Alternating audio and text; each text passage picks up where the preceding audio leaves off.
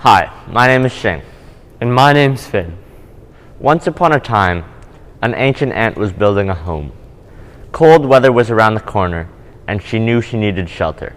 As the weather grew colder, a young locust came to the ant's door. He knocked 3 hard times on the center of the door. Knock, knock, knock. The ant came to the door, and the locust told him of his ailments brought on by the cold. He begged for shelter. She scolded him, saying, "While the weather was warm, all you did was fool around and play. You did not spend any time building a house of your own." As the weather grew colder, the ant sadly died. This story is similar to the Aesop tale and is why the Biloxi believe that the ant survives and the locust dies every winter. Thankfully, the lesson to be learned here is not one in hospitality. This story is about preparing for the future. While the ant thought and planned ahead, the locust fooled around, which ultimately cost him his life. A similar analogy can be drawn to our current political situation. Luckily, in our society, we have a democratically elected government who can make proactive decisions to ensure that our future is safe and that most of us have a place to live out the winter. StatsCan says youth voter turnout for ages 18 to 25 has been decreasing since the year 2000. That's a significant portion of the population who feel that it is less and less necessary to vote. That's a big problem. Finn and I believe in order to prepare for a maximally engaged 18 to 25-year-old demographic, we must engage the 13 to 17-year-olds, as they will one day comprise and elect our government. These 13 to 17-year-olds, they have no say in who is elected. They are not as interested or invested in outcomes as they should be. The solution to engage 13 to 17-year-olds before they can vote should be taught regularly in schools so that when these 13 to 17-year-olds come of age, they will not only be ready to vote, but see it as a necessary duty. We want youth in schools to be as excited to vote as they are to drive. We had an idea about how to start this conversation. 4 years ago, the American presidential election changed the United States forever. This was the first time that I began getting interested in politics. I was fascinated by the fact that elections could be decided in states and provinces with very slim margins. This meant that every vote counted. It seemed like an increase in youth voter turnout could have a very substantial effect on the outcome of different elections. Additionally, as politically engaged Canadians, Shing and I had previously discussed the implications of foreign elections on our lives. It seemed that the outcomes of these elections had very substantial effects on our life. However, we realized that other countries were not the only ones without a voice. This gave me an idea. I thought I could create a site where youth ages 13 to 17 could cast a mock vote in different countries' elections. I hope that this would help create lifelong voters and help youth understand the power of their vote. I told my parents about the idea and they pretty much said it was impossible.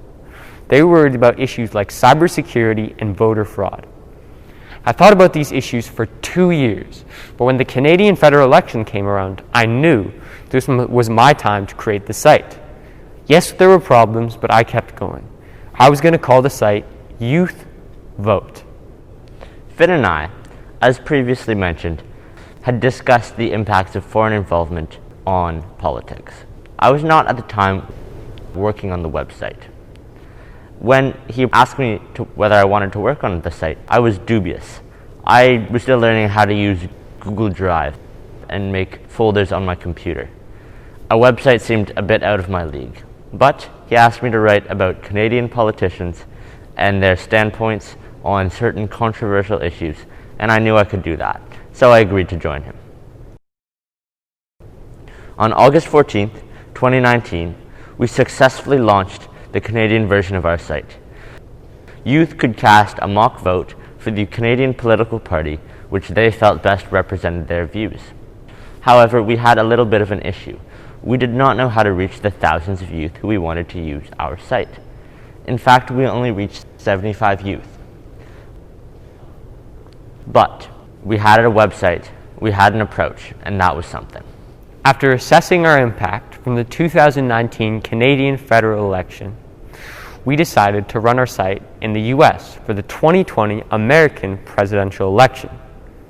This was going to be a big challenge for Xing and I, as we had zero idea how to reach out to American youth and very little social networks in the US. To help us with these problems, we brought on another co-founder named Aiden. Over the summer, we had a big realization. We found that there are thousands of young people who are actively trying to make the world one that they want to live in. We started reaching out to these activists to see if we could interview them on their site. And in the process, we met some incredible people who are really passionate about issues affecting the youth demographic. Many of these activists have had very substantial social media followings.